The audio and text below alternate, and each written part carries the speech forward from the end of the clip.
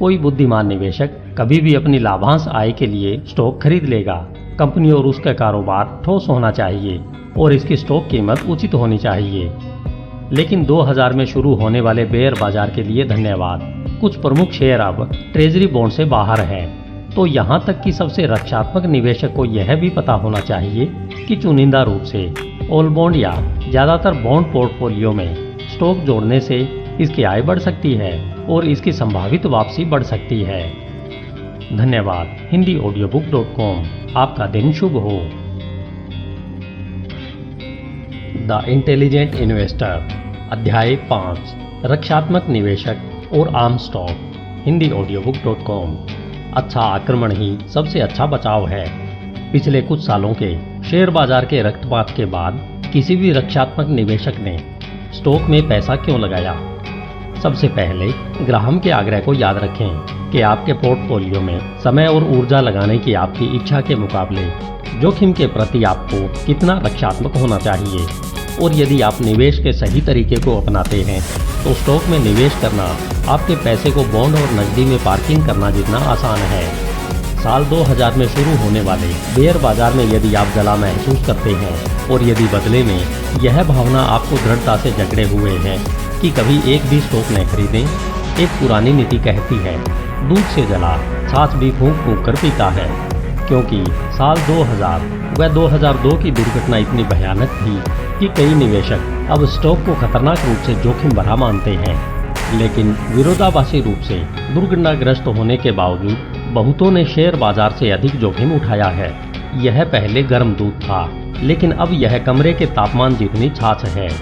तार्किक रूप से देखा गया है कि आज शेयरों के मालिक होने का निर्णय कुछ साल पहले उनके स्वामित्व में कितना पैसा खोया होगा इसके साथ कुछ लेना देना नहीं है। जब शेयरों को भविष्य में विकास के लिए पर्याप्त रूप से पर्याप्त मूल्य दिया जाता है तो आपको हाल ही में होने वाली हानियों के बावजूद उनका स्वामी होना चाहिए। यह सब सच है जब बॉन्ड की पैदावार कम होती है, जिससे आयकर उत्पादन पर भविष्य में रिटर्न कम हो जाता है। जैसा कि हमने अध्याय 3 में देखा है, स्टॉक 2003 की शुरुआत में ऐतिहासिक मानकों से केवल हल्के से अधिक मूल्यवान है। इस बीच हाल के दामों पर बॉन्ड ऐसी कम पैदावार प्रदान करते हैं कि एक निवेशक जो उन्हें अपनी सुरक्षा के लिए खरीदता है वह धूम्रपान करने वालों की तरह सोचते हैं कि वह कम शराब व सिगरेट धूम्रपान करके फेफड़ों के कैंसर के बजाय खुद को बचा सकता है।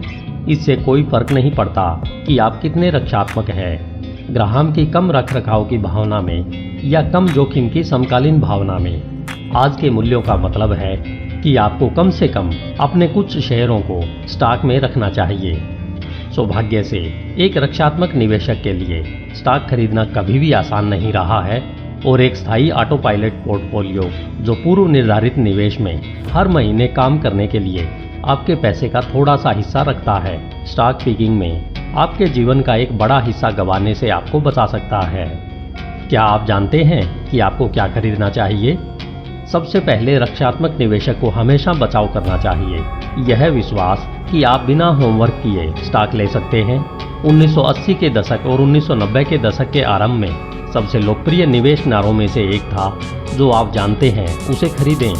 पीटर लिंच 1977 से 1990 तक फिडेलिटी मैगेलन को म्यूचुअल फंड द्वारा संकलित सर्वोत्तम ट्रैक रिकॉर्ड में ले जाने वाले सबसे ज्यादा करिश्माई प्रचारक थे।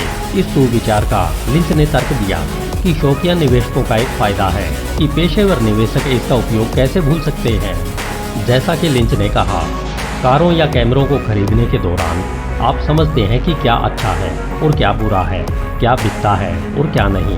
और सबसे महत्वपूर्ण हिस्सा यह है कि वॉल स्ट्रीट इसे जानता है, इससे पहले आप इसे जानते हैं। लिंच का विचार है, यदि आप उन कंपनियों या उद्योगों में निवेश करके अपने किनारे का उपयोग करते हैं तो आप विशेषज्ञों से बेहतर प्रदर्शन कर सकते हैं।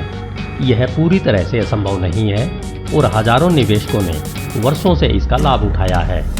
लेकिन लिंच का नियम केवल तभी काम करता है जब आप इसके अनुशासनिक का पालन करते हैं। वादा करने वाली कंपनी ढूंढना केवल पहला कदम है, अगला कदम शोध करना। अपने क्रेडिट के लिए लिंच ने जोर देकर कहा कि किसी को भी किसी कंपनी में कभी निवेश नहीं करना चाहिए। इससे कोई फर्क नहीं पड़ता कि उसके उत्पाद कितने अच्छे हैं, क्योंकि इसके वित्तीय विवरणों का अध्ययन किए बिना इसके व्यावसायिक मूल्य का अनुमान नहीं लगाया जा सकता। दुर्भाग्यवश अधिकांश शेयर खरीदारों ने इस हिस्से को नजरअंदाज कर दिया है।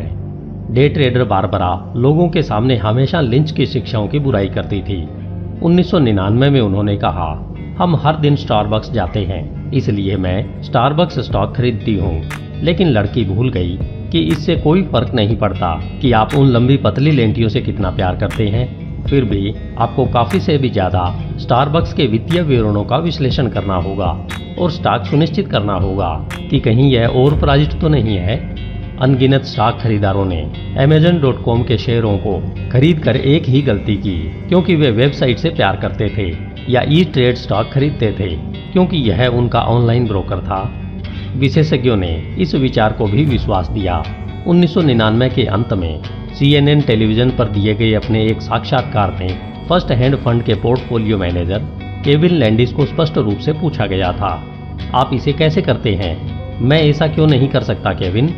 ठीक है, आप इसे कर सकते हैं, लैंडिस ने चिल्लाया। आपको केवल उन चीज़ों पर ध्यान केंद्रित करना है जो आप जानते हैं और एक उद्योग के करीब रहें और उन लोगों से बात करें जो हर दिन इसमें काम करते हैं। लिंच के शासन का सबसे दर्दनाक विनाश कॉर्पोरेट सेवानिवृत्ति योजनाओं में हुआ। यदि आप जो जानते हैं उसे खरीदना चाहते हैं, तो संभवतः आपकी कंपनी के स्टॉक की तुलना में आपके 401k के लिए बेहतर निवेश क्या हो सकता है।